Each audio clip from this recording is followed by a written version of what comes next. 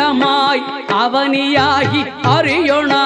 பொருளதாகி தொண்டர்கள் குருவுமாகி புகழறு தெய்வமாகி எண் திசை போற்ற நின்ற என்னருள் ஈசனான தென்திரள் சரவணத்தான் தினமும் என் சிரசை காக்க அண்டமாய் அவனியாகி அறியொணா பொருளதாகி தொண்டர்கள் குருவுமாகி புகழறு